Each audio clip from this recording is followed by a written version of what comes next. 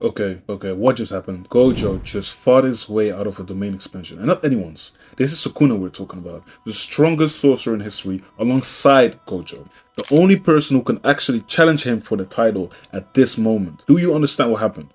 Okay, he lost the domain expansion battle, and people actually thought he was losing. It was done, in 2 chapters. But Gojo fought his way out of a domain expansion, and what he just did, the feats that he pulled off, is insane. I'm telling you, insane. After a domain expansion, if it collapses or whatever, if it finishes, you lose, or not lose, you exhaust your curse technique, so it's harder for you to use. And Gojo, even with the 6 eyes, he's no different.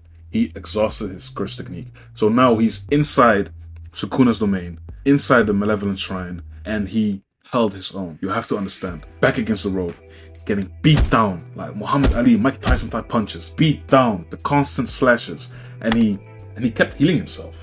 I mean, look at this panel right here. Look at this panel. He even says, I'm glad. My curse technique, when it comes to curse techniques, mine is absolutely better. Remember, Gojo has the 6 eyes. The 6 eyes is like, he sees cursed energy in like 8K. Don't even talk about 4K, because he sees cursed energy so good that he can understand curse techniques behind it. Back in Hidden Inventory, when he was fighting the guy with a bag over his head, he was like, you've got quite a curse technique. And he was like, how do you know? Just to reply with, I have good eyes. And against Sukuna, it's no different. There is no difference in this. So it's definitely not an assumption. He can see through cursed energy. He can see cursed techniques and understand them. So from what he sees, his perspective with the 6 eyes, he can understand that his curse technique is better than Sukuna's. You have to understand, he's inside a domain expansion, inside Sukuna's, inside the Malevolent Shrine, and holding his own, healing while simultaneously fighting against Sukuna, engaging in hand-to-hand combat against the strongest sorcerer in this verse, in Jujutsu Kaisen, besides himself. Understand this, Gojo's RCT is not automatic, it's not like Hikari's.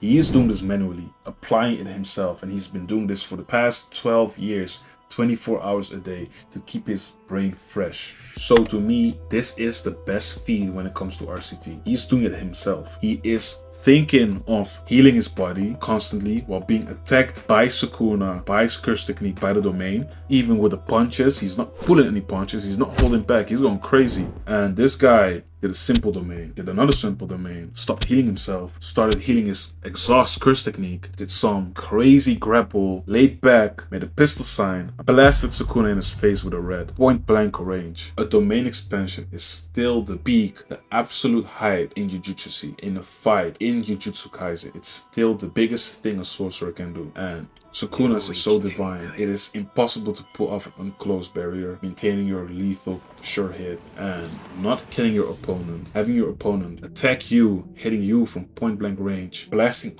almost half your face off. You have to understand, this is insane to pull off. Also, this fight is confirming a couple things for me. Back in chapter 78, Geto asked Gojo, are you the strongest because you're Satoru Gojo, or are you Satoru Gojo because you're the strongest? For me, it's the former. The title comes with him. I'm not even a power scaler, but I remember days or when people were trying to scale Gojo, put him in a different universe, fighting whoever, they always said, if you can bypass the infinities reps, it's enough.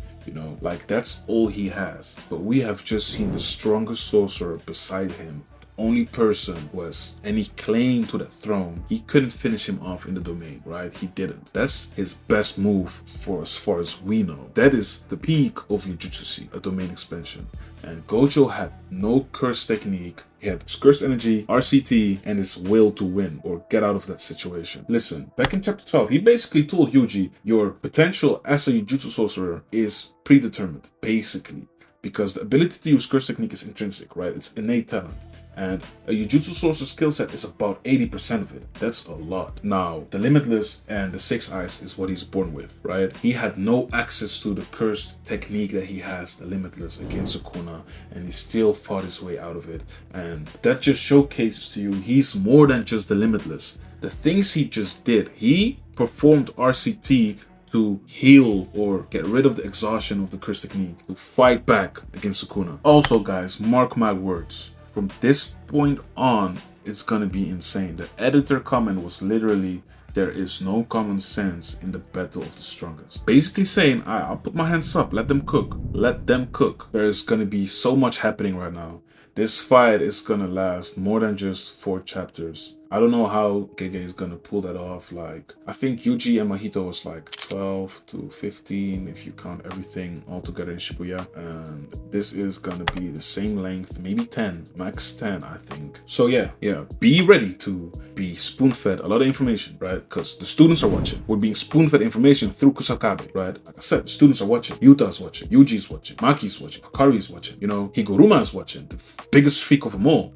So whatever happens, it's so essential that they're watching and consuming the information that's being given to them. Because in this fight, Kusakabe and Maki basically said, okay, Gojo is too genius to teach. And Maki said, don't put a guy like that, or don't put guys like that in charge of the students, the juniors. Well, hear this, hear me out. Gojo Satoru's plan, his whole ideal is to nurture, raise strong and intelligent students to walk alongside him, build a whole new Jujutsu society, right? He's like, drop all the titles, drop first grade, second grade, special grade, drop them all, because the next generation, they won't be held down by titles like that. And I am under the assumption, I think at least, the only person who can teach a genius is a genius. The students under Gojo aren't ordinary kids. Maki is not ordinary. She has like literally 0 cursed energy. And I know Gojo, he doesn't know, right? He is not the right teacher, the right fit for her. But like people like Megumi, Yuta, Akari, Yuji, they are freaks, literally. Only a genius can teach a genius. That is my opinion. Gojo can't teach you, but I can show you, you know,